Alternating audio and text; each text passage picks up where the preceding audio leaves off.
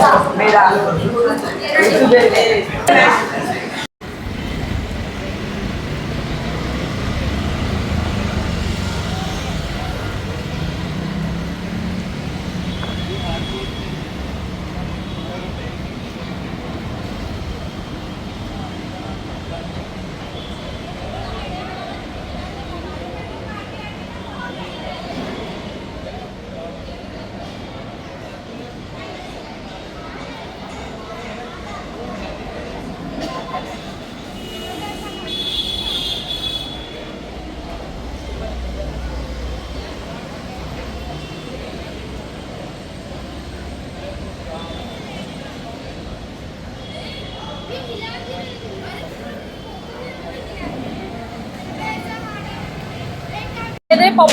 मेरे प्रोजेक्ट का उन्वान है व्हील ऑफ पॉपुलेशन एजुकेशन।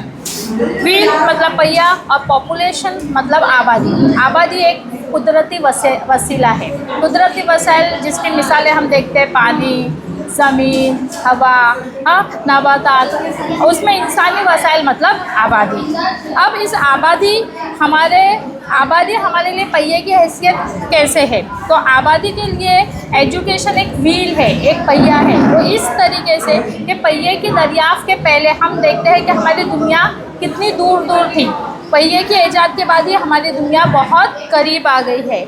हम दो मुल्कों के दरमियान, दो शहरों के दरमियान, दो मुल्क के दरमियान जो सफ़र या फासला तय करते हैं बहुत ही कम वक्त में। तो इस तरीके से मैंने हमारे एग्जीबिशन के लिए जो प्रोजेक्ट बनाया है, पॉपुलेशन एजुकेशन के लिए मतलब वसाइल के तरक्की के लिए एजुकेशन ही एक पहिए की हैसियत रखता है, जिसकी वजह से हम कुछ तब्दीली ला सकते हैं।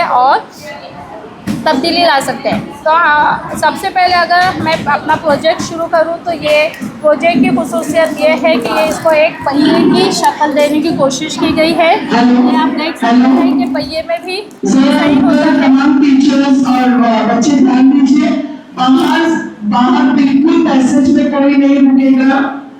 जो विजिटर्स आ रहे हैं वो रूम की विजिट करेंगे। मैंने अपने प्रोजेक्ट को बहुत सारे इमेजेस और तस्वीरों के ज़रिए बयान करना सही मुनासिब समझा है। सबसे पहले ये जो इमेज है इसमें हमने दुनिया, हमारी ज़मीन और कैसे दिखाई दे रही है, जिसमें बहुत ज़्यादा हरियाली है, हरा भरा है।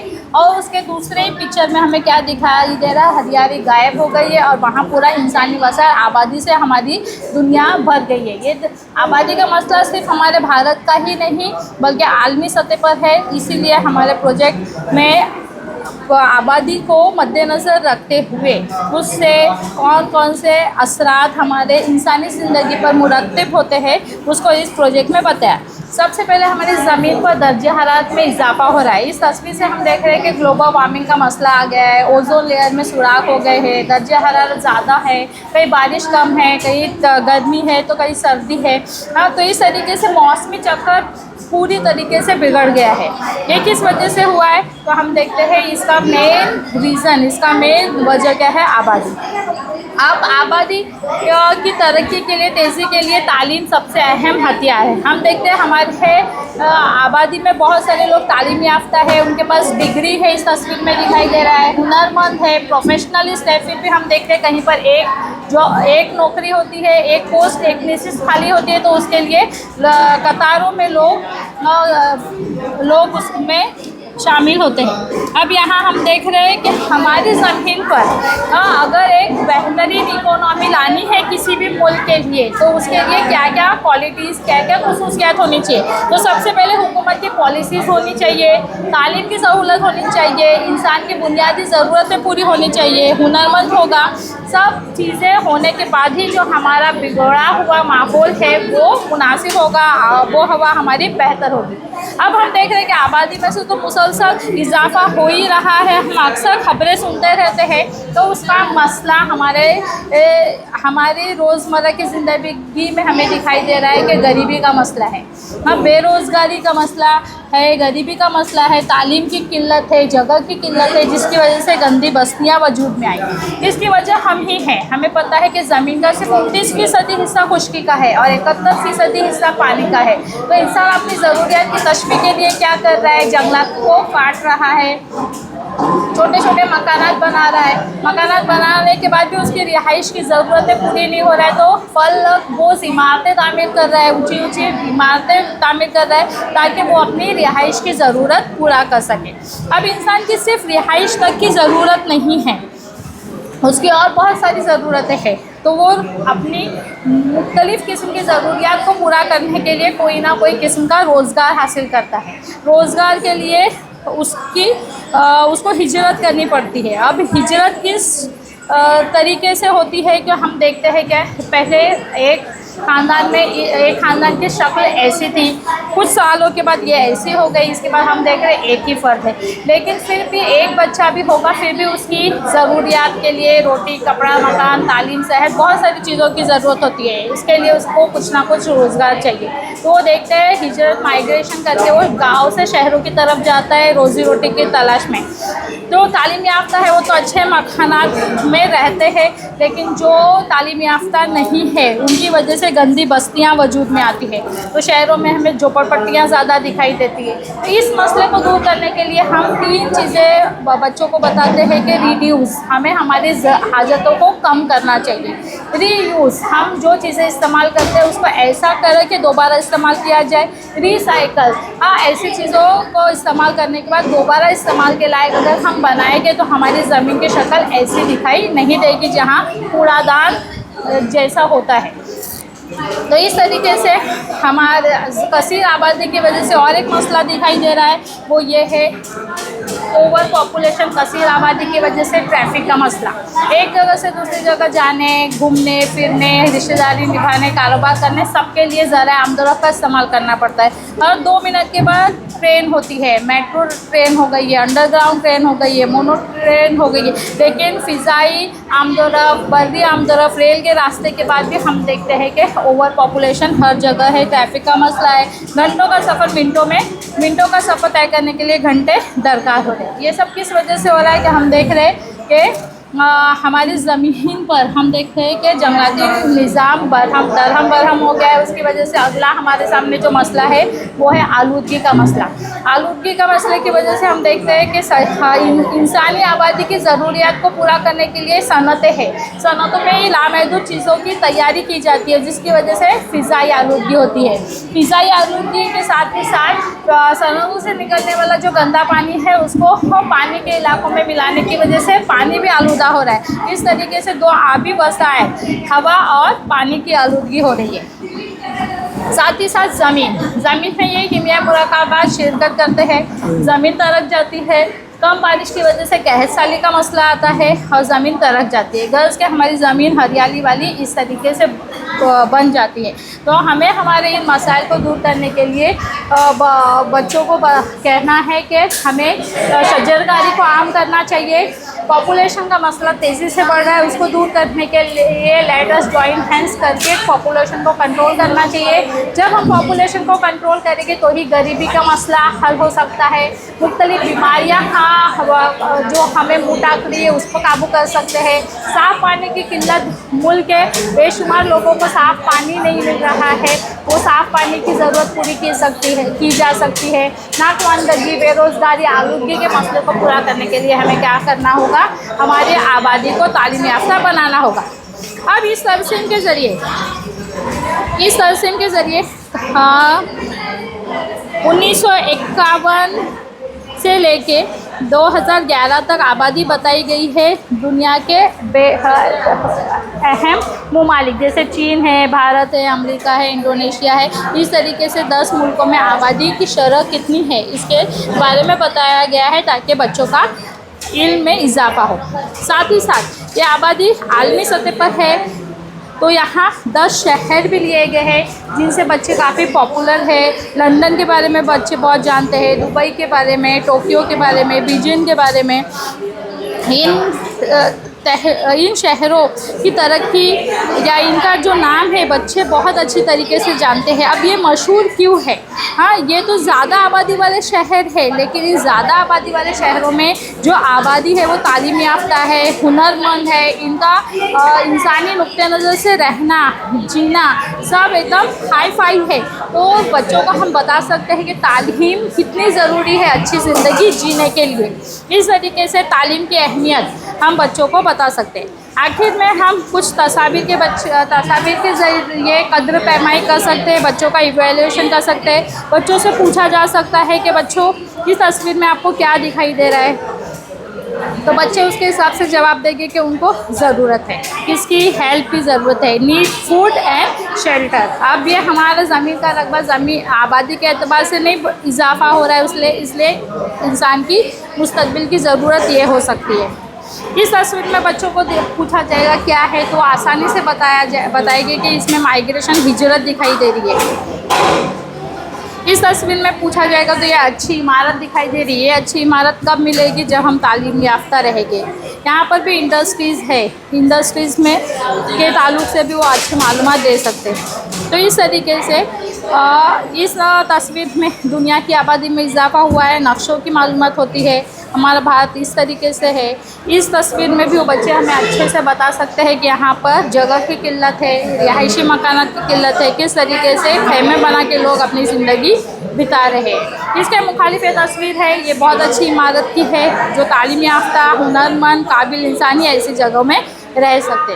जो तालीम याफ्ता हो गए वो इस तरीके से मीटिंग्स अरेंज करते हैं, मुस्तकबिल की तैयारी की जाती है। इस तस्वीर के ज़रिए भी आबादी में इजाफे को बताया गया है। इस तस्वीर में भी बच्चे बाज़ार में खरीदो फरोख्त की सरगर्मी बता रहे। इस चार्ट के ज़रिए भी बच्चों को बताया जा रहा है कि कहाँ तक बच्चे पढ़े लिखे हैं, उनका पढ़ाई लिखाई का मियार कितना है। गर्ल्स के इन सारी तस्वीर की मदद से बच्चों में तालीम के मुतालिक बेदारी पैदा की जा रही है। ये आबादी हमारे लिए एक सिर्फ ज़हमत ही नहीं है, एक रहमत है। कब रहमत है? जब वो हम इसका सही इस्तेमाल कर सकते हैं। तो इसके लिए हमें क्या करना होगा? इसकी शरह को तो थोड़ा कम करना होगा, साथ ही साथ हमारे मियार को, उसकी क्वालिटी को बेहतर बना कर ही हमारे मुस्तकबिल को हमें रोशन किया जा सकता है। Good morning. Transport and communication topic के बेस पर हमने एक प्रोजेक्ट बनाया है जिसका नाम है बस विथ मोशन सेंसर। हम अपनी ज़िंदगी में बस का बहुत सफ़र किए हैं।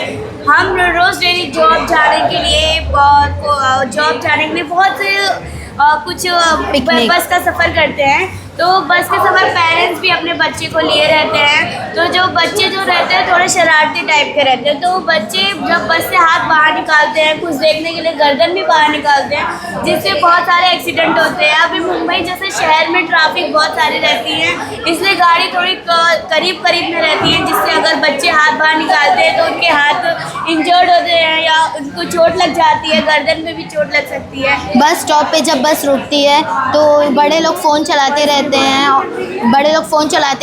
या बच्चे फ़ोन चलाते रहते हैं और सो जाते हैं। तो जो चोर रहते हैं तो उनकी फ़ोन छीनने की कोशिश करते हैं। तो ये सबसे हमने बचने के लिए प्रोजेक्ट को बनाया है।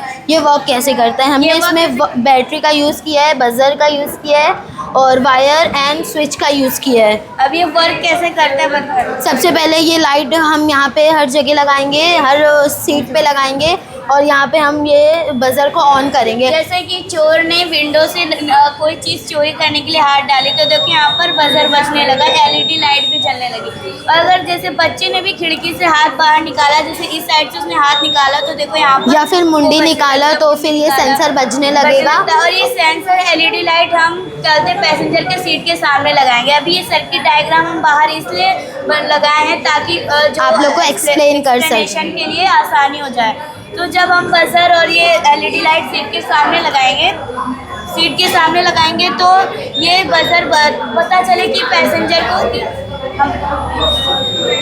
और ड्राइवर तक भी आवाज़ पहुंचेगी कि उसको भी लगेगा कि कुछ हो रहा है। अगर ये नर्सरी के बच्चे जाते हैं, टीचर साथ में नहीं रहते हैं, ड्राइवर रहता है, तो उनको भी पता चलेगा। बस रहती है वहाँ पर, छोटे छोटे बच्चे रहते हैं तो कहते हैं हाथ विंडो से बाहर निकालते, टीचर रहते नहीं है तो पैसे वो आगे ड्राइवर रहते हैं, तो ड्राइवर को पता नहीं रहता कि कौन हाथ बाहर निकाल रहा है और वो बच्चे को अलर्ट करेगा। और जैसे बच्चे ने हाथ बाहर निकाला, यहाँ से जो सेंसर बजेगा तो वो ड्राइवर मतलब कि पता हो जाए, सेंसर से आवाज़ आएगी और ड्राइवर को पता चल जाएगा और वो बच्चों को अलर्ट करेगा, बोलेगा कि हाथ अंदर करना। Thank you. करेगा एक्सपीरियंस। ओके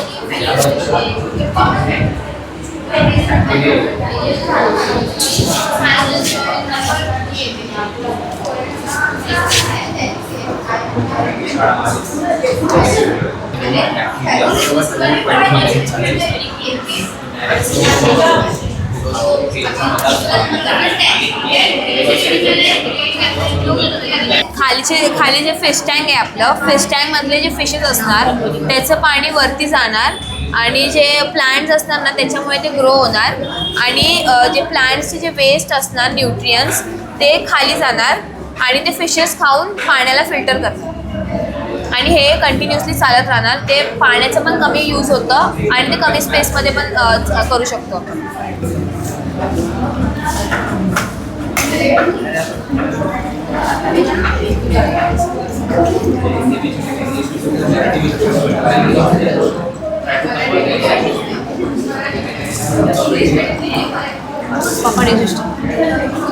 ऐसे मॉडर्न घर पे गाँव में टाइप तो नहीं होगा, लेकिन ये टैंक को ना हम पानी यहाँ पे जो फार्म में स्प्रेड करेंगे, जो फार्म का जो वेस्ट होगा ना मीन्स न्यूट्रिएंट्स वो फिशेस खाएंगे, तो वही फिशेस ना वापस फिल्टर्ड होकर वापस टैंक पे रहेंगे.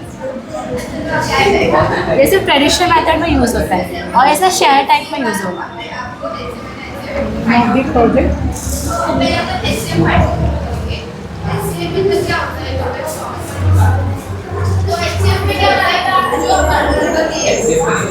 आहे की वाहतूक आणि दळणवळण. हे समुद्र आहे मोठा ह्याच्यात. मोठा समुद्र आणि जहाज इकडून तिकडे ट्रान्सफर होते आणि जहाज जेव्हा ट्रान्सफर होते तेव्हा खूप मोठ्या प्रमाणात तेल ह्याच्यावर सांडतं आणि त्याला असं तरंग तयार होते. त्यामुळे आम्ही हा प्रोजेक्ट केला आहे. 2 या चकत्या आहेत आणि त्या गोल फिरवल्यामुळे ह्याला तेल लागतं आणि या पाईपाच्या माध्यमातून ऑइल कॅनमध्ये जातं. तर आम्ही ऑइल कॅन असं केलेलं आहे आणि याचे फायदे खूप आहेत. जल प्रदूषण होतं ते कमी होतं, परत नैसर्गिक सौंदर्य वाढतं, परत पाण्याचे मासे असतात त्यांचं जीवन वाचतं. ते नाहीतर हे पाणी पिऊन ते मरून जातात किंवा सागरी जालाच्या जवळ जे पक्षी असतात ते पाणी पिऊन मरतात व काही पक्षी त्यांच्या पंखांना तेल लागून ते मरून जातात. इथे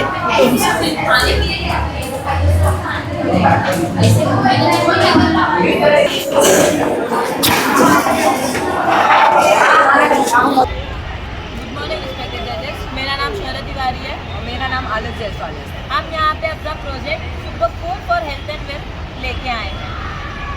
सुपर फूड क्या है?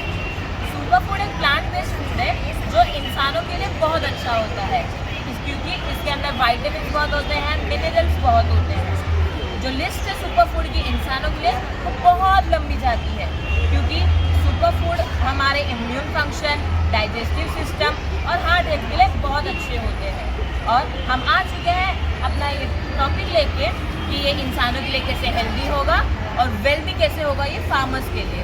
क्या मतलब है तुम्हारा हेल्दी होगा फार्मर्स के लिए?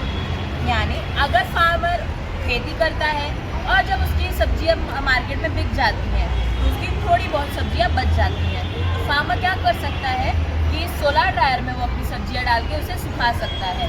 सुखाने के बाद वो उसका पाउडर फॉर्म बना सकता है और उसको वो मार्केट में बेच सकता है. हाँ, और ये बहुत अच्छा हो सकता है उसके लिए जो अपने प्रॉफिट कमा सकते हैं. ये हमारे पास एक सोलर ड्रायर है और जो सोलर पैनल से कनेक्टेड है. यहाँ पे हमारे पास एक एग्जॉस्ट फैन है. सब्जियों से पूरा गीलापन और मॉइस्चर हटाने के लिए, क्योंकि सब्जियां उससे ज़्यादा जल्दी सूखें। सूखने के बाद हम उसका पाउडर फॉर्म बना सकते हैं और वो मार्केट में बेचने के लिए तैयार है। सही कह रहे हैं, ये अगर हम मार्केट में बेचेंगे तो इससे सही में बहुत ज़्यादा प्रॉफिट होगा। धन्यवाद। अब मेरे कुछ सवाल है आप लोगों से।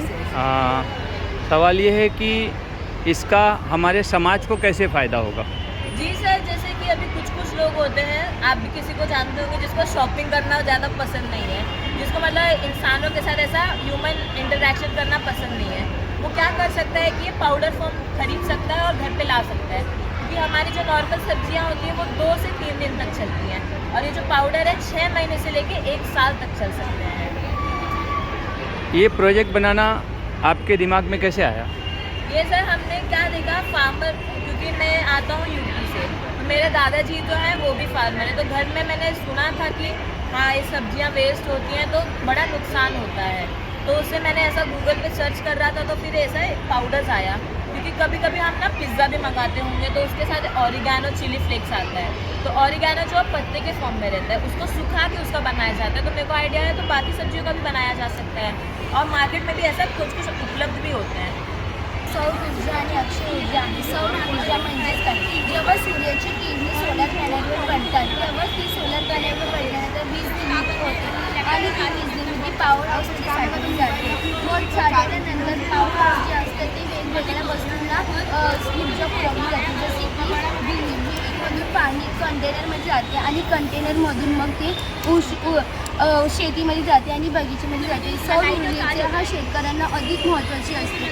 आजच्या काळामध्ये सौर ऊर्जा ही शेतकऱ्यांना अधिक महत्त्वाची व त्यांना मदतकारी स्रोत आहे. सौर ऊर्जाचा शेतकऱ्यांना भरपूर वापर होतो. सौर ऊर्जेचे फायदेही असतात, जसे की सौर ऊर्जेमुळे प्रत्येक कुटुंबाला दर महिन्याला 200 ते 250 रुपये वीज बिलमध्ये बचत होते. सौर ऊर्जा ही पारंपरिक ऊर्जेवर अवलंबून नसते. सौर ऊर्जेला पारंपरिक ऊर्जेची गरजही नसते. आजच्या काळामध्ये सौर ऊर्जेची शेतकऱ्यांना भरपूर मदत करते. जेव्हा सौर ऊर्जा गाड्यांना पुरवली जाते, बगीच्यांना पुरवली जाते, शेतीला सुद्धा पुरवली जाते. धन्यवाद. माझा प्रश्न आहे, तुझ्या डोक्यात कसा आला की हे प्रोजेक्ट बनवायचा? कसा सुचला? म्हणजे की सोलार एनर्जीवरती आपल्या ग्रामीण भागात कसं इलेक्ट्रिसिटी पोचवली जात नाही, कधी लाईटच जाते, कधी काही इश्यू होतो. दॅट्स वाय आम्ही प्रोजेक्टचा विचार केला की सोलार एनर्जीचा, सोलार पॉवरचा शेतकऱ्यांचं महत्त्व सांगण्यासाठी, शेतकऱ्यांना हे करण्यासाठी. तसंच शासनाने जे आहे ते शेतकऱ्यांसाठी एक योजनाही बनवली होती, ज्याचं नाव कुसुम योजना होतं. पण आपण तर मुंबईमध्ये राहतो, मग याचा उपयोग आपल्याला कसा होईल? आपल्याला होऊ शकतो हॉस्पिटल्समध्ये, घरामध्ये, घराच्या कामामध्ये, मंदिरामध्ये, गाड्यांसाठी, परिवारामध्ये लाईट वीजचा पण बचतही होतं. आपण सोलार एनर्जीचा वापर केला तर महिन्याला 200 ते 250 रुपयाची आपण बचत करू शकतो. नमस्कार, ही एक सोलार ट्यूब आहे. हे सोलार ट्यूब जे आपली जी वीज असते त्याला वाचवते. आता दिवस बघा, ते जे सूर्याचे प्रकाश असतो तो वेस्ट होतो. आता की एवढी म्हणजे लाईट आहे, प्रकाश आहे, पण तरी ते क्लासरूममध्ये इलेक्ट्रिसिटी येऊन लाईट वगैरे वापरतात. पण हे तसं नाही. हे जी सूर्याची प्रकाश असतो त्या लेन्समध्ये तो कॅप्चर करतो आणि आरसा लावलेला आहे 45 डिग्रीच्या अँगलवर. तो त्या प्रकाशाला ह्या लेन्सवरती टाकतो आणि हा लेन्स पूर्ण घरामध्ये प्रकाशाला पसरवतो. हे आपल्या जी सौर ऊर्जा असते त्याचा वापर करतो. आता सगळ्या सौर ऊर्जा खूप वेस्ट होते, पण हे त्याला पण यूज करतं आणि वीज वाचवतं. हे खूप आता आपण आजच्या जगात खूप सारे बिल्डिंग्स वगैरे बनतात आणि त्या बिल्डिंगमध्ये घरांमध्ये खूप काळोख असतो, अंधार असतो आणि आपण दिवसभरात मग वीज वापरतो. ती वीज वाचवायची कशी? त्याचा उपयोग आहे हा सोलार ट्यूब. हे पेरिस्कोपच्या माध्यमातून काम करतं. जर आपण इकडून बघितलं तर आपल्याला वरचं दिसतं. आता याच्यावरून बघितलं वरचं दिसतं. तसंच हे इकडून जे सूर्याचा प्रकाश घेतो आणि तो घरात टाकतो म्हणजे पसरवतो. हे आपण अंडरग्राऊंड मेट्रो, ऑफिसेस, फॅक्टरीजमध्ये वापर करू शकतो. त्याचे खूप सारे फायदे पण आहेत. एनर्जी एफिशियन्सी, जसं आता वीजला वाचवतं. कॉस्ट एफिशियन्सी, फक्त आपण जर एकदा खर्च केला मग आपल्याला का दुसरा खर्च लागतच नाही. एन्व्हायरमेंट फ्रेंडली, हा कसा कोणताच पोल्युशन काय करत नाही, धूर वगैरे काय सोडत नाही. आहेत आता जसे सूर्याची एनर्जी आहे, आता ह्याच्यामधून आपल्या घरात गरमी येते आणि विटॅमिन डी पण आपल्याला भेटतं. No maintenance and increase property value. आता आपण जे आपलं घर विकतो तेव्हा आपण याला फ्युचर म्हणून टाकू शकतो. म्हणजे घरामध्ये सोलार ट्यूबवेल आपली जो बिल येतं इलेक्ट्रिसिटी बिल ते कमी होऊ शकतं. आणि लो मेंटेनन्स म्हणजे आता नंतर काय तर खर्च काहीच नाही आहे. जसं काय तिथला बघायला होतं तेव्हाच खर्च येईल. फ्लेक्सिबिलिटी, कस्टमायझेशन, आपण आपल्या गरजेनुसार केला कसं पण आपल्या घरात टाकू शकतो. आणि हा हे आपलं कसं बनवलं आहे, ही लेन्स आहे जो एका पैकी लावलेला आहे, कॉन्केव्ह लेन्स. हा या आरशावरती त्या सूर्याच्या एनर्जी फोकस करतो आणि ह्याच्या आतमध्ये एक पेपर लावलेला आहे चमकदार, तो त्या जी लाईट आहे त्याला ब्राईट करतो. आणि ही कॉन्व्हेक्स लेन्स आहे, ते घरात पूर्ण पसरवतात. तुम्ही आत बघितला ना तर तुम्हाला लाईट दिसते. आणि हे सर खूप क्लोजली बघा. आणि हे खूप ह्याचा कळालं आहे की ह्याने आपली इलेक्ट्रिसिटी वाचते. 80 to 80 ते 90% अपनी इलेक्ट्रिसिटी वाचते. अभी मेरा एक प्रश्न है कि आपके दिमाग में कैसे आया है कि ये प्रोजेक्ट बनाना है? आता भारत कसं आता म्हणजे प्रोग्रेस करतो, अजून ते डेव्हलपिंग कंट्री आहे आणि आपल्या भारताचे पैसे सगळे म्हणजे इलेक्ट्रिसिटी वगैरे बनवण्यामध्येच जातात. पण आणि आता आपल्या पॉप्युलेशनमध्ये जनसंख्या खूप वाढते, मग लोकांच्या गरजा पण खूप आहेत आणि त्याला लाईट वगैरे पण खूप म्हणजे इलेक्ट्रिसिटीचा वापर पण खूप वाढला आहे. तर ते वापर कमी करण्यासाठी आपण हे वापरू शकतो, कारण की ते दिवसभर आपण वीज वाचवतो. मग कसं आपलं त्याच्यामध्ये वो ठीक है, आपको आइडिया कैसे आया? हे भारतामध्ये आणलं नाही, अजून दुसऱ्या देशांमध्ये. मग ते आपण भारतामध्ये कसं आणू शकतो त्याची माहिती देण्यासाठी आम्ही लोकांनी हे करतो. पण आयडिया कुठून आली? माझा प्रश्न काय आहे, आयडिया कुठून आली? आता एक गेले होते अमेरिकाला. कोण गेला होता? आत्या. अच्छा, मग तिथून ते येऊन तुम्हाला सांगितलं? हां. व्हिडिओ बघायला त्यांनी बोललं असं हे बघ असं वर्क करतंय. अच्छा अच्छा, म्हणजे ओके. वीज नव्हतं, ट्यूबलाईट काय पण नव्हतं, फक्त गोल लाईट येतं. मी विचारलं हे काय, त्यांनी सांगितलं असं असं आहे ते. ओके. आणि रात्रभर पण आपल्याला वापरू शकतो. म्हणजे याचा उपयोग जे आहे ते दिवसा पुरतं नाही, रात्री पण. रात्री पण देऊ शकतो. Okay. Good morning everyone present here. Our table number is Junior 46. Our project name is Solar Cooler. As we all know, we all are facing a great challenge of hot weather. Even though the winter has started, but still it is not that cold. As we look towards more sustainable future, clean energy plays a crucial role in solving this problem. The keys to harness energy from renewable sources like sun, wind and water. To tackle the problem of heating, we have a project named Solar Cooler. Our project has two parts, present solution and future goals. Let's start with present solution. Present solution, we have created a portable solar charger which can power this handheld fan. So let's see how it's works. Here we have a portable solar charger and a small solar panel attached to it. And this portable solar charger can be clipped to our bag, and when we walk around under sunlight, this solar panel absorbs solar energy and converts it into electrical energy and stores in this red light indicating that the battery is getting charged. From this rechargeable battery, we can charge this handheld fan, and whenever we feel hot, we can use this to cool ourselves. Here you can see the sun which is causing heat is itself helping us to cool ourselves. Not only this handheld fan, but from this battery we can charge many appliances like digital camera, flashlights, etc. Now let's look toward the future of clean energy, an idea that merges nature with technology. With the help of new invention called solar trees. Solar trees are artificial trees with solar panel designed to look like a branches and leaves that can have a maximum solar exposure. Let us start with our solar voltaic school. With panel mounted at our school campus, a student can see a working model of renewable technology up close and boost environment awareness. The question is, why do we need a solar tree when we can use a rooftop solar panel? What we found is that according to our schools, monthly electric consumption, we would need around 50 to 60 rooftop solar panel. with limited rooftop space, this is quite impossible. So to be fully self-sufficient, we need solar tree that can provide us maximum number of solar panel above the ground in limited space. When we have a solar tree on school ground, it will provide shade and a student can have a comfortable environment to sit during their free lecture and recess. The charging installation point can use also by a staff for charging their laptop for work. This is a solar tree and this is a solar panel.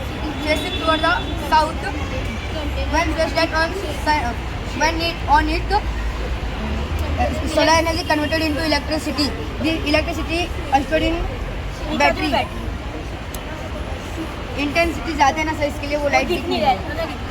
और इसे night student में भी Another most important benefit of solar tree is that it reduces the heating of earth's surface and the energy reflected by urban surfaces such as concrete and bricks. This can help the cities and combat the most harmful effect of climate change. Next part. We often witness that many vehicles occupy the illegal parking area along the roadside because the place is not in use. So we can suggest to government to use this place as a solar parking lot with charging installation to EV vehicles at affordable price. So people would encourage to buy EV vehicles which are eco-friendly and thus reducing pollution. Some simple solution like a portable solar charger which is under our budget and with the exciting possibilities of solar tree, we show the heat sources that is solar energy itself helping us to cool ourselves. Here are some advantages and disadvantages of our project. Advantages: solar panels are silent, diverse application, renewable energy, reduce electricity bill. Here are some disadvantages: high initial cost, no solar power at night. Sir, आपको to make the concept more clear, we have prepared a PowerPoint presentation which contains some additional information about the project. I request all the judges to look at the PPT. This slide shows the application of our portable solar charger, and we have tried it for 2 days. This slide shows the application of our lithium-ion battery. This slide shows the subsidy for rooftop panel, which is started by our Prime Minister under the name Surya Ghar Muft Bijli Yojana. For example, up to 150 units, the subsidy is 30,000 to 60,000. This slide shows for every kilowatt hour of electricity produced by the solar energy, and the following emission in the year is avoided. For example, 2,508 levites of carbon dioxide is produced in a year. Not only this, but we can submit this project to government through MEDA from single window portal for RE.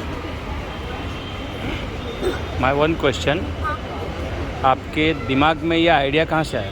मतलब अभी हम देख रहे हैं कि present condition के बारे में बताते हैं। हाँ, मतलब अभी हम लोग कभी भी चलते हैं तो अभी विंटर भी चालू हो गया, पर अभी भी इतनी गर्मी मतलब अभी इतनी ठंडी नहीं लगती। तो हम लोगों को ठंडा करने के लिए हम लोगों ने पोर्टेबल सोलर चार्जर बनाया है, जिसमें एक बैटरी है और ये मॉड्यूलर चार्जर और वायर से। नहीं, मेरा सवाल ये है कि आपको ये आइडिया कहाँ से आया? मतलब अभी हम लोग जब स्कूल से आते हैं हम लोग को बहुत गर्मी लगती है, तो हम लोग इसको मतलब अपने बैग में टंगा के जो उस तरह की बैटरी उसको लेके हम लोग फैन से खुद को कूल कर सकते हैं। नहीं, आइडिया कहाँ से आया? आपने कहाँ देखा, कैसे, क्या समझ में आया? हम लोग को बहुत गर्मी लगती थी ना, हम लोग गर्मी में जब चलते थे तो हम लोग को बहुत गर्मी लगी थी, तो हम लोग ने अपने टीचर से थोड़ा गाइड लिया, तो हम लोग को टीचर ने आइडिया बताया कि ये पोर्टेबल सोलर चार्जर करोगे ना, मैं कहीं भी घूमेगा तो ये लेकर चलोगे ना, मैं ये वाला जो है ना कभी भी चार्ज हो सकता है और तुम इसे यूज कर सकते हो। और बेनिफिट है क्योंकि अगर इसको चार्ज होने में 3 डेज लगते हैं, अभी कोई लोग बोलेंगे 3 डेज तो बहुत है, पर अगर हम लोग को फ्री में 3 डेज चार्ज करने मिल रहे हैं और अगर हम लोग ने एक बार फुली चार्ज कर दिया तो ये बैटरी 8 आवर्स कंटिन्यूसली ले फ्री में। Thank you sir. Thank you. छोटे जगह में ज़्यादा फूड प्रोडक्शन कर सकते हैं और कैसे लैंड में जो पानी को जो थोड़ा देर लगता है लेट फूड प्रोडक्शन होता है, पर इसमें हम लोग का जो वाटर सप्लाई कंटिन्यूसली होते हुए जो रूट्स को जो पानी मिलता है वो जल्दी से ग्रो होने के लिए हेल्प होता है। और फिर इसमें कोई केमिकल फर्टिलाइजर यूज़ नहीं होता है, ये कोकोनट के फाइबर से यूज़ होता है, इसमें कोई सॉइल भी यूज़ नहीं होता। और ये फार्मिंग हम लोग कम कॉस्ट में मतलब एक बार हम लोग कुछ कॉस्ट डालें इसमें तो वो हम लोग लाइफ टाइम यूज़ कर सकते हैं। सर ये वर्क कैसे करते हैं ना कि जो ये बकेट है उसमें हमने ना पंप अटैच मोटर अटैच किया, जब वो मोटर ऑन करते हैं ना तो फिर जो मोटर की तरह ना वो वाटर पंप होकर वो वाटर पैनल्स में जाता है और फिर जब नीचे पानी गिरता है वापस वहाँ पे जाके फर्टाइल एकदम प्यूरीफाई होकर वापस यूज होता है, तो इससे हम वाटर की वेस्टेज भी कम करते हैं।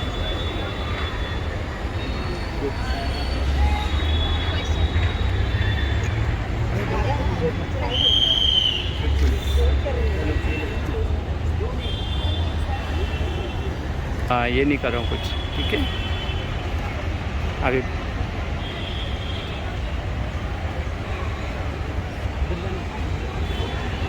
आपसे एक सवाल है, ये आइडिया आपको कहाँ से आ गया? ये आइडिया मतलब हम लोग देख रहे थे कि फार्मिंग में कितना ये होता है कि हमारा सब टॉपिक जो है ना वो नेचर फार्मिंग है, तो हमने सोचा कि मतलब नेचर फार्मिंग में हम क्या मतलब प्रोजेक्ट बना सकते हैं। तो हमने मतलब थोड़ा सर्च किया तो हम लोग को एरोपोनिक और हाइड्रोपोनिक मिला, तो फिर टीचर्स ने भी हमारी हेल्प तो कहाँ सर्च किया आपने ये? यूट्यूब गूगल पे सर्च किया और हमें टीचर ने हमने डिस्कस किया, तो टीचर ने बोला कि हाँ ये टॉपिक अच्छा है, हम इसमें प्रोजेक्ट करें। ये टेक्निक मतलब यूजुअली चाइना अमेरिका में यूज़ होता है, तो हम लोग ऐसे ट्राई करेंगे कि इंडिया में भी ये इसका डेवलपमेंट हो। कितना खर्च आ गया इस पे बनाने में? अराउंड 5000 आया। 5000? अगर हम लोग एक बार में ये खर्चा कर दिए ना तो वो हम लोग बार बार भी मतलब लाइफ टाइम के लिए ये टेक्नोलॉजी यूज़ कर सकते हैं, बार बार खर्चा करने की ज़रूरत नहीं। हेलो सर,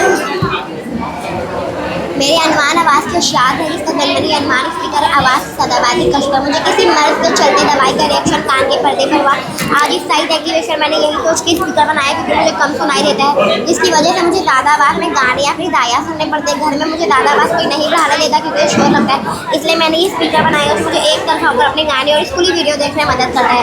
इस स्पीकर को बनाने के लिए मैंने वेस्ट ग्लास है और इस दौरान स्कूल में काम चल रहा था, कुछ गैरस दाल पाइप लिए इन पाइपों ग्लास से जोड़ा, आप देख सकते हैं।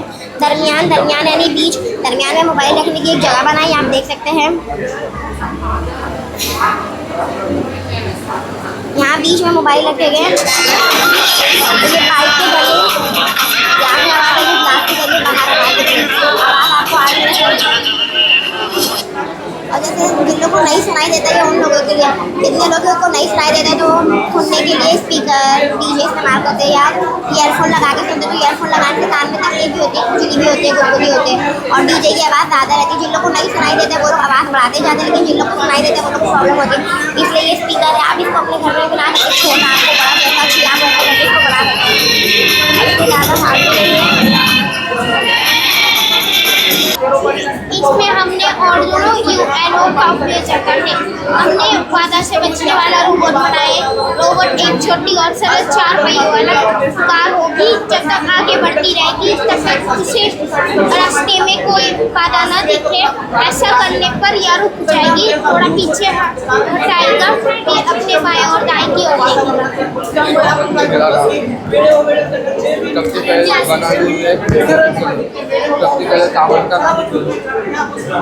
तो बनाया सबसे पहले कार को लगाएंगे और लगाएंगे और दो का चार्ज लगाएंगे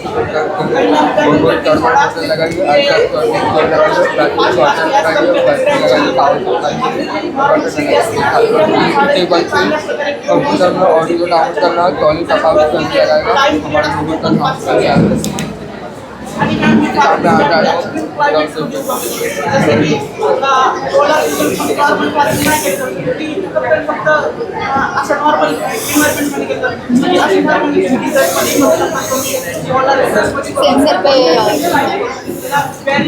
ये बाधा निवारक और पता लगाने के लिए अल्ट्रासोनिक सेंसर का उपयोग करती है। यह सेंसर हर 10 माइक्रोसेकंड में अल्ट्रासोनिक ध्वनि तरंगें भेजता है। यदि आगे कोई बाधा आती है तो सेंसर प्रतिध्वनि प्राप्त करता है, जिससे उसे बाधा का पता चल जाता है और वह अपना मार्ग बदल लेता है। धन्यवाद। फ्लोर फार्मिंग आहे। फ्लोर फार्मिंग म्हणजे अशी फार्मिंग जी फार्मिंग कंट्रोल इन्व्हायरमेंटमध्ये केल्या जाते आणि ही फार्मिंग बेसिकली व्हर्टिकल स्टॅक लेयर्सवर केल्या जाते, यानी की आपण ही फार्मिंग बिल्डिंग्समध्ये करू शकतो, ग्रीन हाऊसेसमध्ये करू शकतो किंवा वेअर हाऊसेसमध्ये करू शकतो। ह्या फार्मिंगचा मेन उद्देश जे आहे करण्यामागे ते आहे की कमी जागेमध्ये जास्तीत जास्त क्रॉप्सचं प्रोडक्शन करणं कमी जागेमध्ये. आणि ही फार्मिंग जी आहे आपण खास करून अर्बन एरियाजमध्ये प्रॅक्टिस करू शकतो, कारण की ठीक आहे रुरल एरिया जे आहेत तिथं आता बी ट्रॅडिशनल फार्मिंग चालली आहे, पण जसं रॅपिड ग्रोथ जे आहे आपल्या अर्बनायझेशनची ती खूप फास्ट होत आहे ना, त्यामुळे ही फार्मिंग आपण तिथं करू शकतो. आणि लोकली जे फूड आहे लोकली जे daily day to day use vegetables आहेत त्या आपण ग्रो करू शकतो ह्या फार्मिंगच्या सहाय्याने. आणि ह्या फार्मिंगचे खूप सारे बेनिफिट्स आहेत, ज्यामधून काही महत्त्वपूर्ण बेनिफिट्स म्हणजे स्पेस एफिशियन्सी, जसं की मी तुम्हाला सांगितलं कमी जागेचा खूप चांगल्या प्रकारे आपण यूज करू शकतो या फार्मिंगमध्ये. त्यानंतर मॅम ही जी फार्मिंग आहे ती अशा ठिकाणी युजेबल आहे ज्या ठिकाणी ट्रॅडिशनल फार्मिंग आपण करू शकत नाही, प्रॅक्टिसच करू शकत नाही, जसं की डेझर्ट एरियाज, पोलर रिजन्स, इथे खूप स्पेसिफिक टाईपचे प्लांट्सच ग्रो केले जाऊ शकते. पण मॅम कंट्रोल सिस्टम जास्त इन्व्हायरमेंट कंट्रोल सिस्टममध्ये ही फार्मिंग केले जाते ना, त्यामुळे ना क्लायमेट कोणत्याही प्रकारचं असो, जमीन कशी असो, त्यानं काही फरक पडत नाही, आपण तरी प्लांट्स ग्रो करू शकतो. त्यानंतर मॅम आपण बोलू शकतो की हाय क्रॉप, यानी की असे क्रॉप जे की जास्त लवकर ग्रो होते ह्या फार्मिंगची. आणि क्रॉप्सची जी प्रमाण असते ना ती ट्रॅडिशनल फार्मिंग खूप जास्त असते ह्या फार्मिंगमध्ये, फ्लोर फार्मिंग. त्यानंतर कार्बन इमिशन, मॅम जे कार्बन इमिशन असते यानी की जे वातावरणामध्ये जाणारं कार्बन ते ह्या फार्मिंगच्या सहाय्याने कमी केलं जाऊ शकते, कारण की जे आपलं ट्रान्सपोर्टेशन आहे ते शहरामध्ये रुरल एरियाजपासून आणले जाते, त्यामध्ये जे ट्रान्सपोर्टेशनमध्ये कार्बन हवेत जाते ना ते कमी होते, कारण की लोकली प्रेझेंट असते. तर मॅम याचे असे खूप सारे फायदे आहेत. त्यानंतर कार्बन इमिशन, कार्बन जात आहे फार्मिंग त्याला कारण की आपल्या शहरांमध्ये जास्त तर आत्म जे असते गावाकडच्या खाने से आपके शरीर में ब्लड प्रेशर बढ़ना, शुगर बढ़ना, डायबिटीज और स्किन डिजीज बीमारी होने का चांसेस रहता है. पॅकेजिंग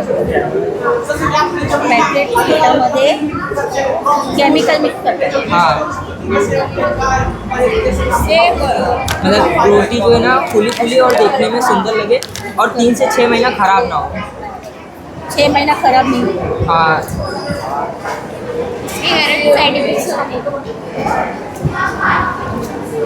ज़्यादा शुगर ज़्यादा मात्रा में ना चीनी का सेवन से ना आपका वजन ये मेरा प्रोजेक्ट का नाम है रैन डिटेक्टर और ये लेजलाइक सिस्टम है. ये घर किसके लिए बनाया है, ये दिव्यांग के लिए घर बनाया है कि लेकिन दिव्यांगजन को जैसे स्नान है, काम नहीं कर पाते हैं, कमजोर हो जाते हैं, इसलिए ये सब है घर बनाया है. इसलिए जो काम करने के लिए मशीन लगा हुआ है. ये सबसे पहले हमने समझाता हूँ कि ये रैन डिटेक्टर के बारे में समझाता हूँ कि इसके फायदा है. अगर बारिश शुरू होता है ना, एक बूंद उसके ऊपर पानी जाएगा ना, देखो जो पानी जा रहा है ना,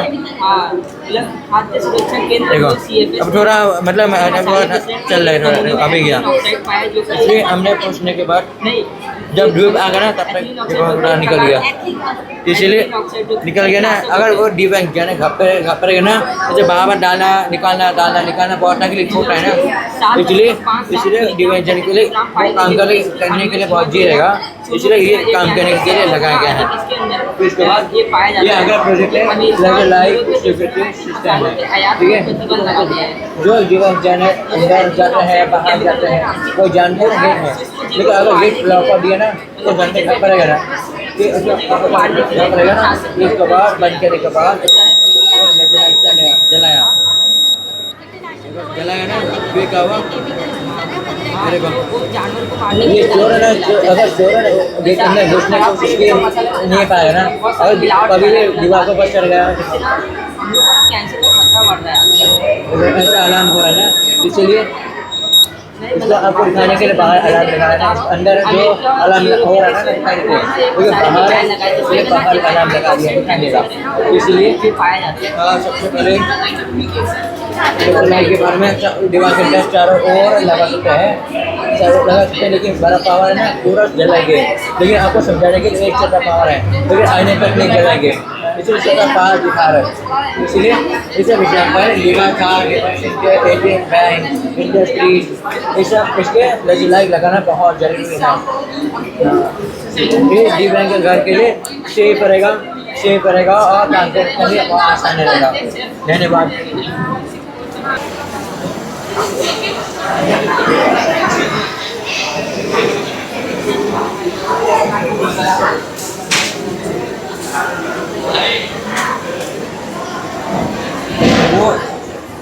इसमें पॉजिटिव नेगेटिव चार्ज वो डिसाइड हो जाता है।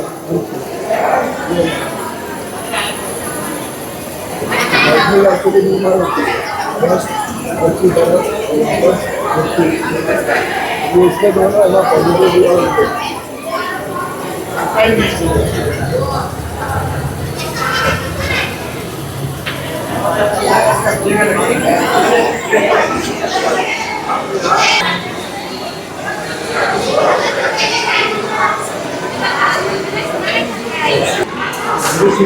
हेलो सर, सो ये एक एग्जिस्टिंग मॉडल है एयरपोर्ट का। तो यहाँ एक ATC टावर लगा हुआ है जिसका फुल फॉर्म है एयर ट्रैफिक कंट्रोलर। और जैसे रोड पे ट्रैफिक होता है, तो जब रोड पे ट्रैफिक होता है तो सिग्नल्स होते हैं, पुलिस होते हैं जो सब ट्रैफिक को कंट्रोल करते हैं। उनका ही काम सेम एयर में एयर ट्रैफिक कंट्रोलर करता है।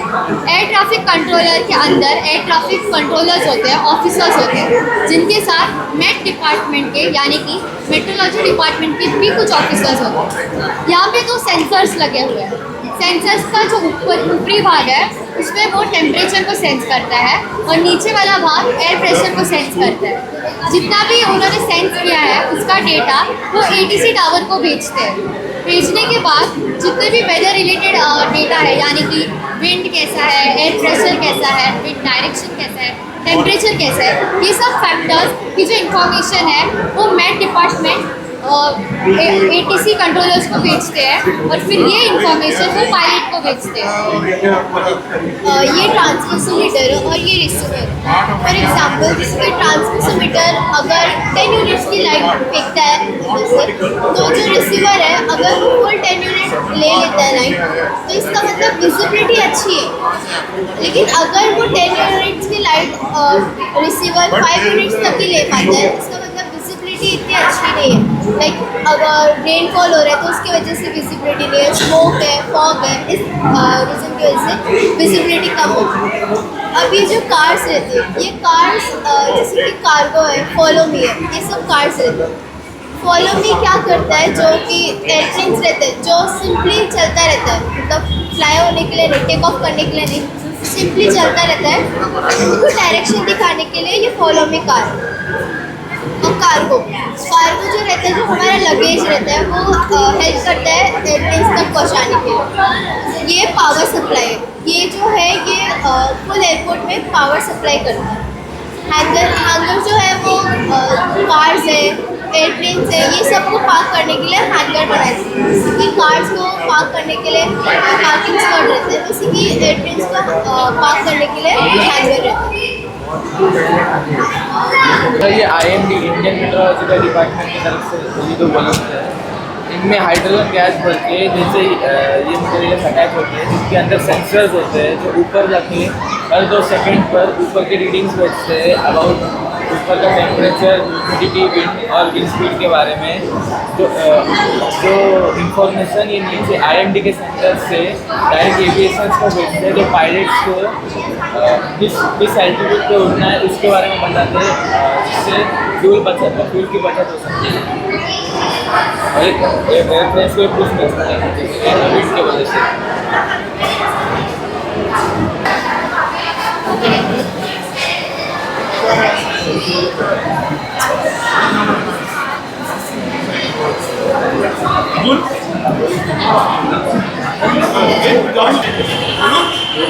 इसके बारे में सांगू वेदर इंस्ट्रूमेंट्स तुम्ही व्हिडिओ पण करते का?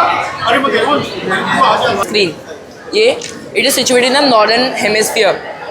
इसका जो ये ओपनिंग होता है ये नॉर्थ साइड पे सिचुएट होता है। It consist of 4 different types of thermometer, the dry bulb, maximum, wet bulb and minimum. The dry bulb, maximum and wet bulb consists of mercury like normal thermometer, whereas the minimum bulb consists of either alcohol or the spirit. The dry bulb tells the temperature throughout the day, and the maximum tells the maximum temperature that is present in the day. The minimum temperature in the day, and the wet bulb the moisture of the air. This is the anemometer. This rotates according to the force of the wind. This has the force that is of the wind. The wind wave tells from which direction the wind is coming. This is the tail, and this the head. The head present in the direction. Suppose it is situated in the east, so the wind is coming from the east direction. This is the air hydrograph.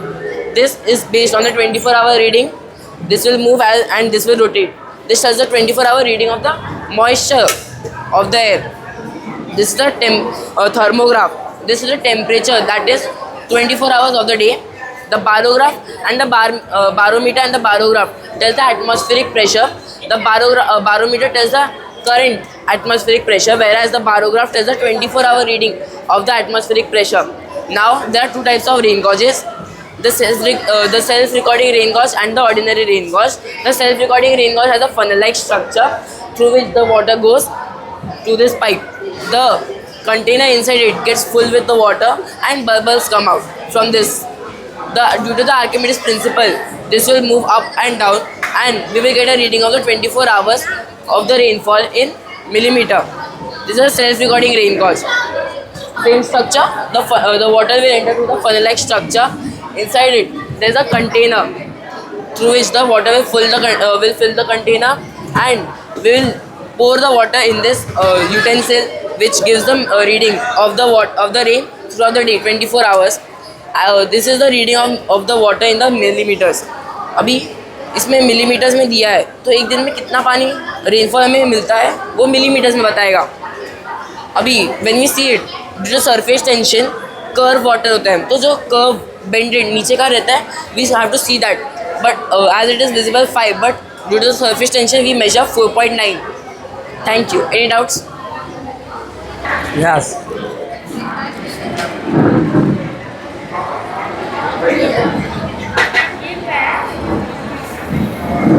मेरा भी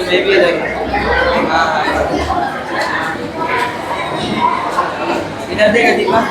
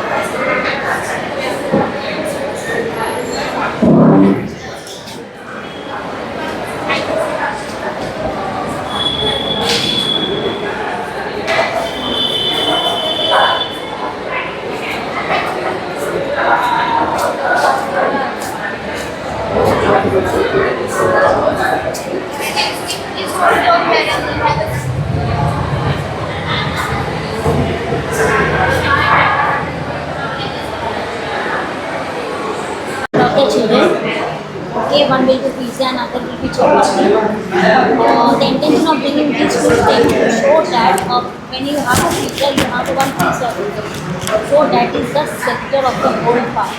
So when you say just a sector, so the topic is area of the sector. The area of the circle is pi r square. The measure of the circle is 360 degree. When you define the circle, you get two semicircular arc that is 180 degree. Same way, again the division goes, you will get the 1/4 part of it, that is 90 degree. If one more division done, that is 60. So 360, 180, 90 and 60, all these colors are moving theta, 360 and pi r together. You will get the formula of the area of the sector, that is theta upon 360 into pi r square. That means according to this way, easily you can memorize the formula. It's not very hard, and you can substitute the value. If you have the value of theta plus radius, you can find area of the sector. If you have area of the sector and theta, vice versa. So इसके teachers और बच्चे पूरे एक बार ध्यान दीजिए। हर room में judging हो रही है। Is a junk food, you should avoid it. Digestion कुछ ही देर में डिपार्टमेंट से भी जजिंग के लिए आ रहे हैं। आप लोग तमाम आपको right now are listening to what you mean by basic उस वक्त तक आप अपनी राइट नाउ जगह you can see over there if line is not parallel you can see बाहर बिल्कुल नहीं आएंगे, क्योंकि जो विजिट होगी अगर आप अपनी जगह पर नहीं रहेंगे, कुछ भी इश्यू हुआ तो line is a parallel if one side of a line is the two distinct points, then it divides the same ratio and in the same proportion. So that thing we have to do over here. For example, I have taken the measurement of AB, it's 28 centimeter, and the AC measurement is 30 centimeter. And AMB measurement is 60 centimeter and AN measurement is 70 centimeter. So first we have to find the value of BM. For finding the value of BM, we have to minus A minus AB. So we are getting the value that is 12 centimeter, and the same thing we have to do with the AC also, and we are getting the measurement that is 30 centimeter. So first of all we have to divide it, that is AM upon MB. So we are getting the value that is 1.3, and same thing we are doing with the AC also. So we are getting the value that is 1.3. So it means that the sides are in same proportion and in the same ratio. So it means nothing that is BPT theorem. And one more thing we have made, that is the trigonometric table. First of all, let me pipeline cycle आता 3 and bono means sides and all India जब आगे वाली or measurement. So all over here, we have to find the measurement of three sides of our triangles. So you can see over here, if we wanted to find tan theta's value, that is 0 degree 0 and 30 degree 1√3 and 45 degree 1, 60 degree √3 and 90 degree are not defined.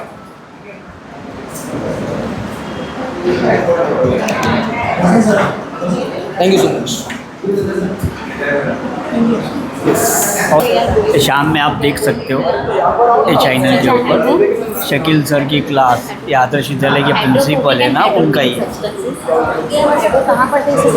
ये देखो ये channel है ना YouTube पर।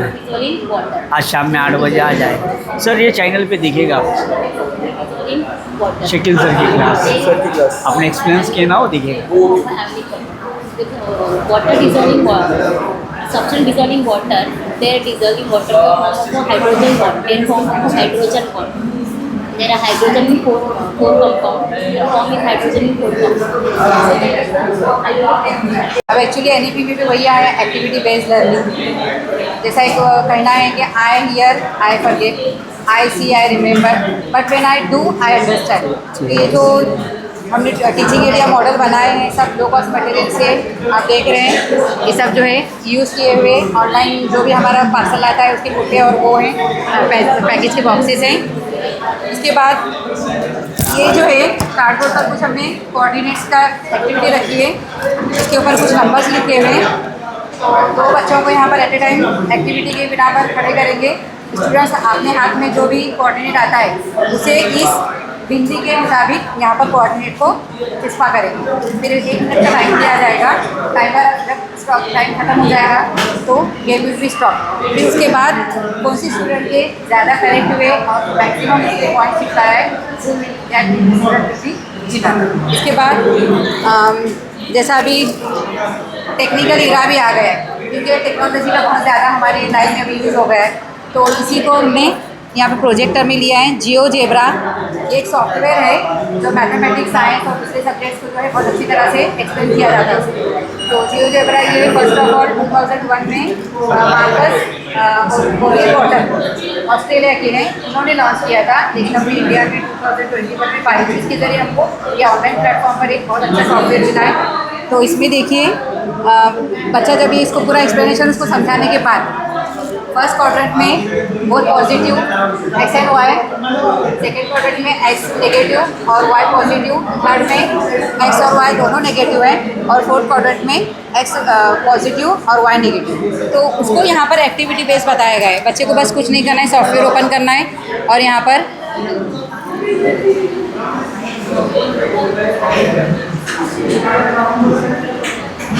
First quadrant, वैसे ही show second quadrant, ये third और ये फोर्थ। तो इस एक्टिविटी को मैक्सिमम 4 to 5 टाइम्स अगर बच्चा करेगा तो उसके जहन में एकदम फिक्स हो जाएगा कि ये फर्स्ट क्वाड्रेंट है, उसके बाद सेकंड क्वाड्रेंट है, this is third and this is fourth quadrant. उसके बाद पॉजिटिव नेगेटिव की जो है आगे और एक्टिविटीज है।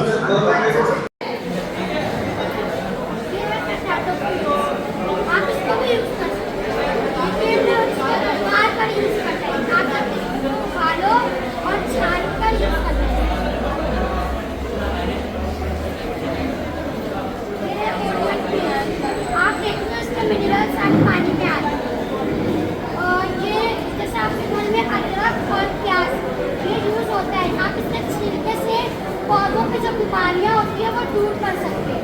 तो जितने भी पौधों को बीमारी होती है आप उसको दूर कर सकते हैं। ये है पाउडर और ये सबसे एक्सीलेंट फर्टिलाइजर है, क्योंकि ये गार्डनिंग में यूज़ की जाती है, खेती बाड़ी में यूज़ की जाती है और ये हर पौधों में यूज़ किया जाता है। अगर आप लोग तो यूज़ करेंगे तो आपके हेल्थ के लिए अच्छा होगा, इन्वायरमेंटल पॉल्यूशन नहीं होगा। और अगर आप ये चीज़ काम करेंगे, क्योंकि ज़रूरी है कोई ना कोई हल ढूंढना इसका, ज़रूरी है कोई ना कोई हल ढूंढना इसका। परेशानी की कहने से परेशानी नहीं जाती है।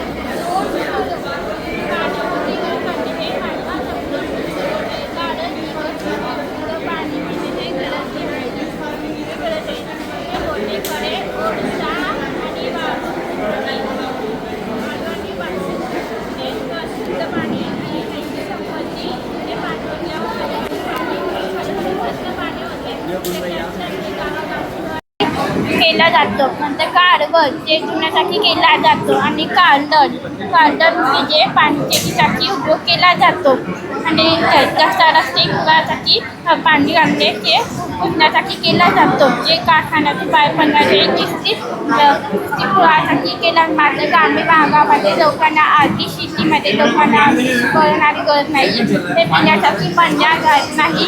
शैक्षणिक पदार्थ, नियमित पदार्थ हे शेती असते, ते गळ्यासाठी कामासाठी केला जातो। नंतर गाठी पुसणे हे भांडी धुण्याचे व्यवस्थित केलं जातं आणि पाणी उपयोग केला जातो, पाण्याचा उपयोग केला जातो। धन्यवाद। कसं सुचलं तुला हे बनवायला? कसं सुचलं हे बनवायला? कसं सुचलं तुला? ये प्रोजेक्ट बनाने के लिए आपके देह में क्यों आया? जे पाणी घातल्यावर हळूहळू पाणी जाते, मोठे खरे आणि ओट्स आणि वाळू आणि कापूस। त्याचा फायदा काय? फायदा सांग। फायदा क्या है? आपल्या समाजाला फायदा काय? इसमें ये पानी समाज को फायदा क्या होगा इससे? ये प्रोजेक्ट उपयोग केला जातो, पाण्याचा उपयोग पाण्याचा उपयोग केला जातो. हळूहळू पाणी स्वच्छ अशुद्ध पाणी मिळणे हे पाण्याचा उपयोग त्याच्या गावागावी पुरासाठी केला जातो. काळवट गुंडे हे गुंड्यासाठी करण्यासाठी केला जातो. काळदळ शेतीसाठी पाण्यात घालणे हे उपयोग केला जातो आणि काळदळ रस्त्याचे उपयोग केला जातो. नारळ पाणी हे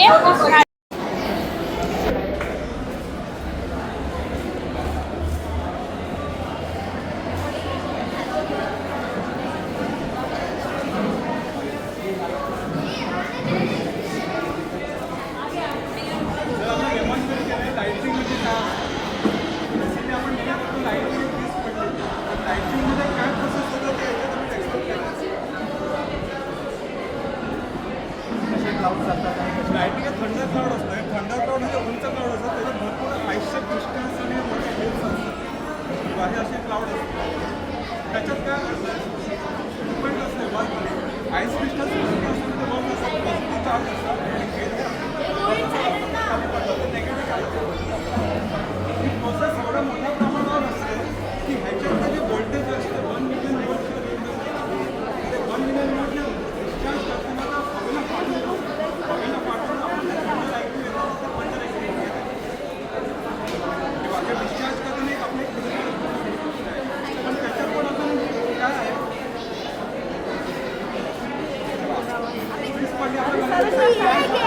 पण त्याच्यात पण 2 स्टेप आहे. पहिल्या स्टेपमध्ये काय होतं आधी फील्ड एक पाथ निर्माण होतो. जमिनीला टच करते. जमिनीत एक पॉझिटिव्ह चार्ज असतात. सेकंड स्टेपमध्ये पॉझिटिव्ह चार्ज बस खेचून देतो क्लाउड तेव्हा आपल्याला फ्लॅश दिसतो. हे एवढ्या मायक्रो सेकंड्समध्ये घडतं. दुसऱ्या असेल एवढा फ्लॅश दिसतो.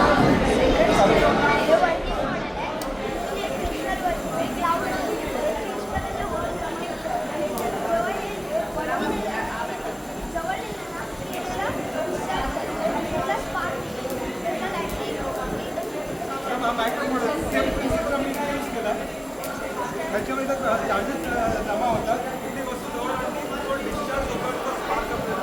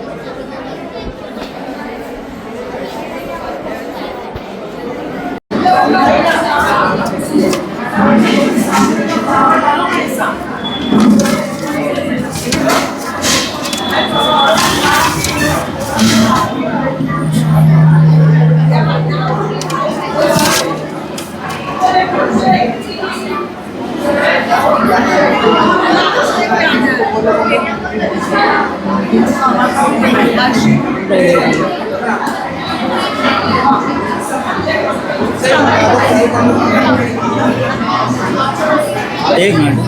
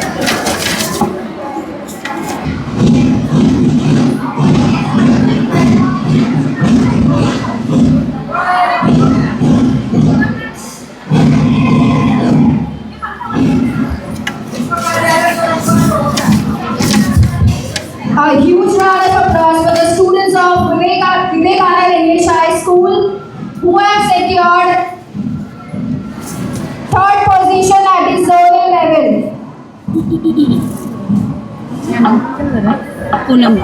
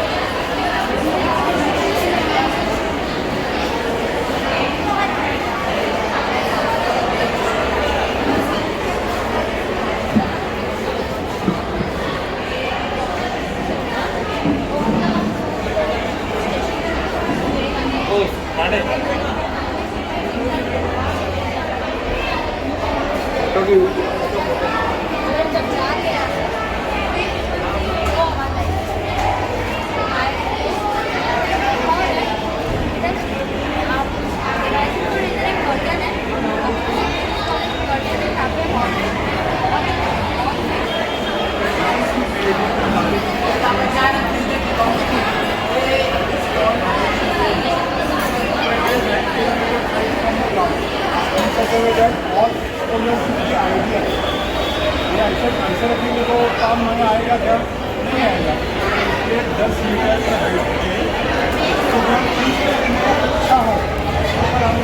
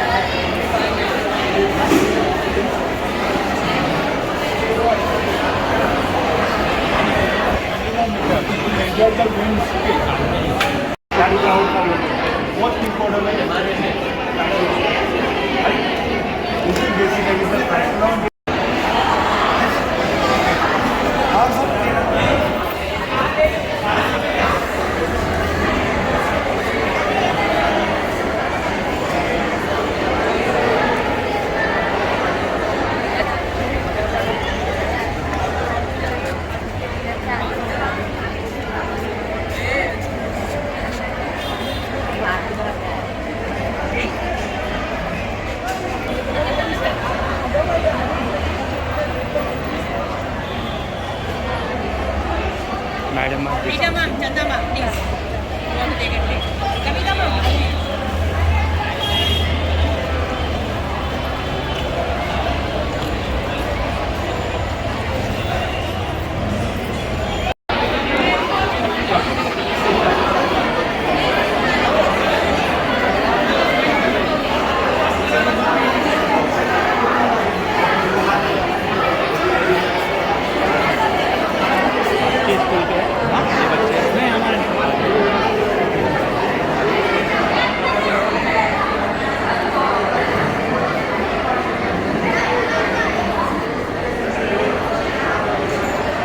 अरे मुस्कुराओ, चेहरे पे हंसी आने दो।